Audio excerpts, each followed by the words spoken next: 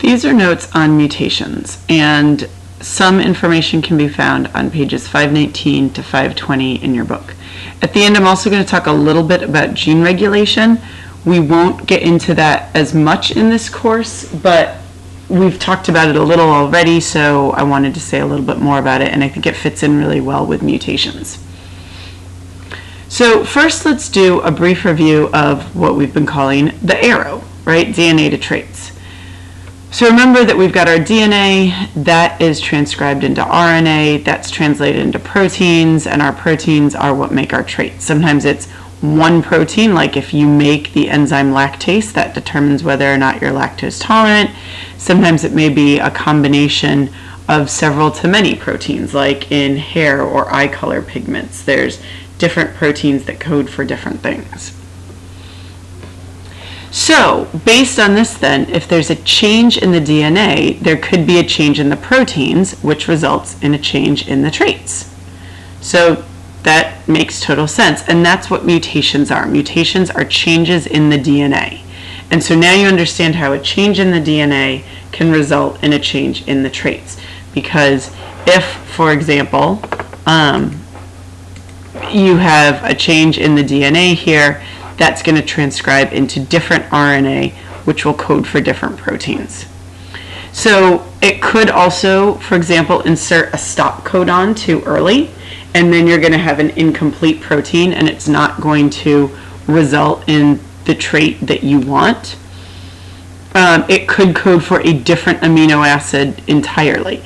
And so that is what cystic fibrosis is that it codes for a different amino acid, and so you end up, in your lungs, you end up making more mucus, and you have all of that. And that's, again, with cystic fibrosis, one single gene. So it's just a change in one base in the DNA, and so the RNA transcribes, well, the RNA transcribes properly, but it's transcribing something different, which gives you different proteins, which gives you this disease, cystic fibrosis. All right, so there's two main types of mutations. There are other types as well. There are chromosomal mutations that can happen during crossing over, for example, if the chromosomes don't line up perfectly. We're not going to get into every kind of mutation. We're going to look at two: substitution mutations and frameshift mutations. So in substitution mutations, basically it's substituting an incorrect base for the correct one. And this would happen when the DNA is replicated. So instead of an A pairing up with a T, maybe an A would pair up with a G, something like that. So you get, let's say your initial DNA is AGATCAGCT, and then when it replicates, you end up with this. So everything is going along swimmingly right up until here, where a C pairs with an A, okay? And that then, if this is the strand that you are transcribing, you end up transcribing something that isn't what you were supposed to have, okay? Instead of, let's see, here would be a codon. Instead of this codon being UC, let's see, it should be A, right? UCA. It ends up being UC, and instead of the A, that ends up being a G. And so that would be a different codon then, which is going to code for a different amino acid. Now, as we've talked about earlier, and I don't have a codon chart in front of me right now, this actually may end up coding for the exact same amino acid. Actually, let me pause the video for a second, and I'll look up the codon. Yeah, so as it turns out, both UCA and UCG code for serine. So in this case, while it is a mutation, and that mutation is going to get passed down, it's actually not going to change the expression any, because both of these codons code for the exact same amino acid. So you may have a mutation that really doesn't do anything. You also may have a mutation in one of the non-gene portions. So in some of my classes we talked about exons, which are the parts that code for genes, and the introns, which are the parts that don't code for genes. You may have a mutation in an intron area or an area that doesn't code for a gene, and that may or may not do it, but it may not do anything. You may have a mutation that is so detrimental that this cell just self-destructs and nothing happens. But you could end up with a mutation that does get passed on, because even though this was the mistake, this is now what's going to be replicated. And if that ends up going through meiosis and ending up in, say, a sperm or an egg cell, that mutation could get passed on. All right, so the second kind of mutation we're going to look at is called a frameshift mutation. And frameshift mutations fall into two different categories. One is insertion mutations. So insertion mutations are when one or more bases is inserted into a strand of DNA.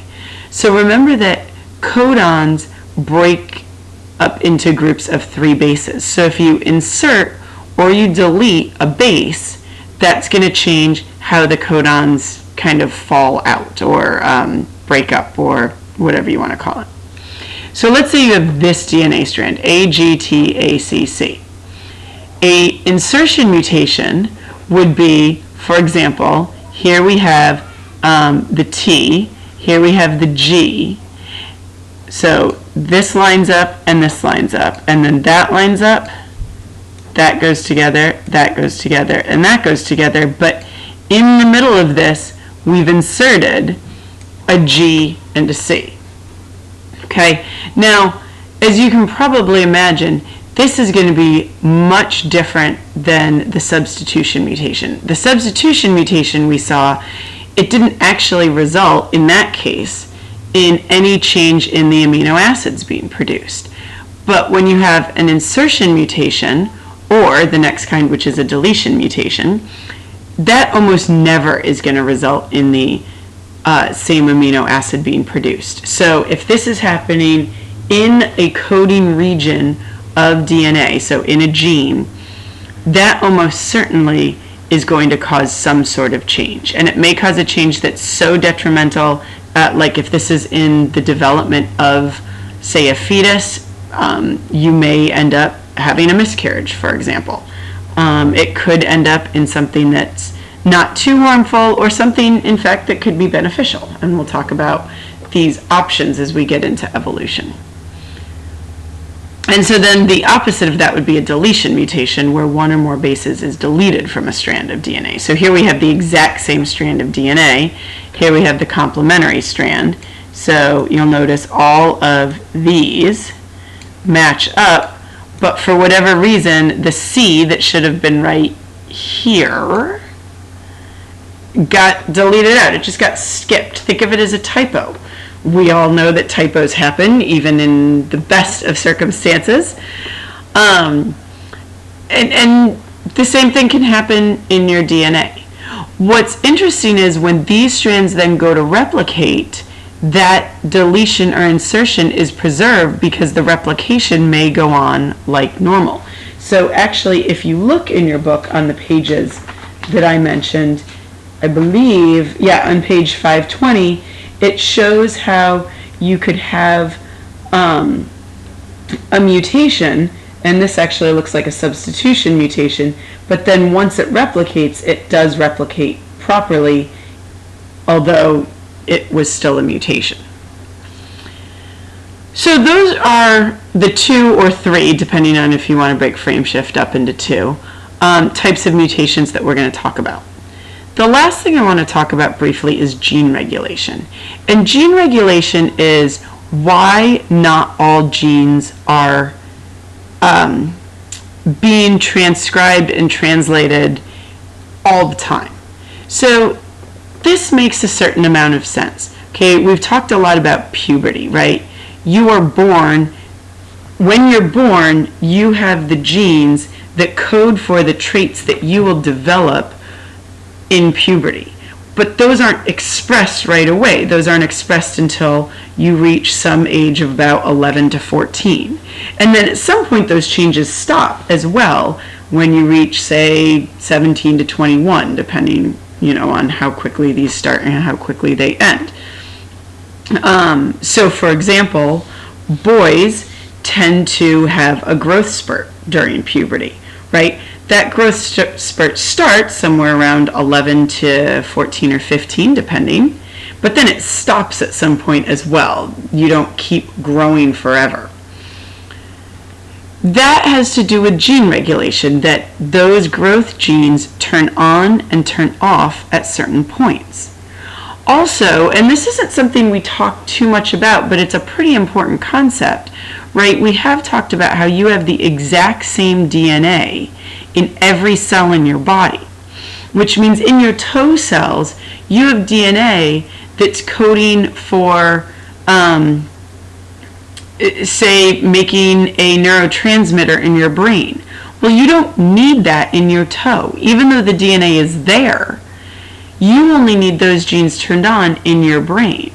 Or, similarly, in your brain cells, you have DNA that codes for development of toes. Well, you don't need those genes turned on in your brain, so those are permanently turned off in your brain where they're turned on in your toes.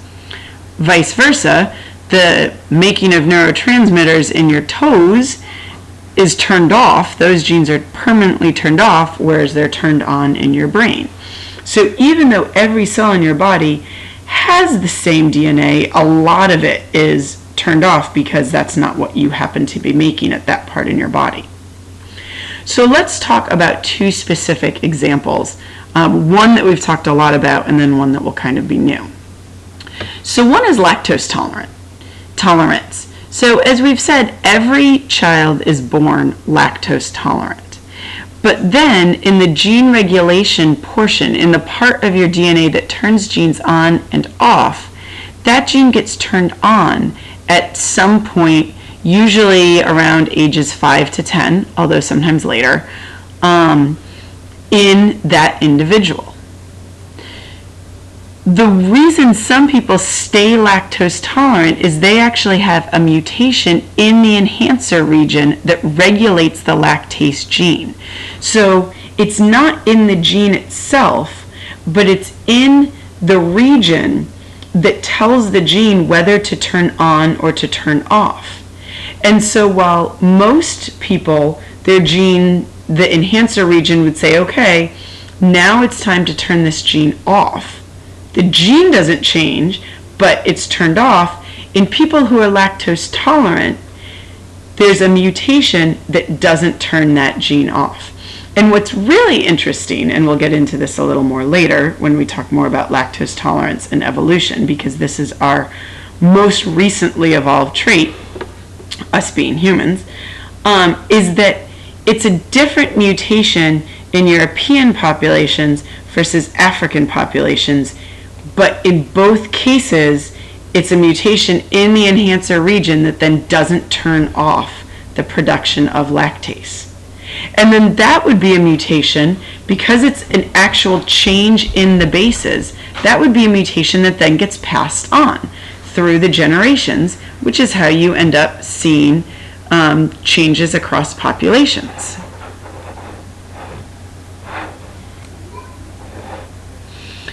Okay, so then the second gene regulation, and this sort of falls under mutations but sort of doesn't. Lactase tolerance definitely does.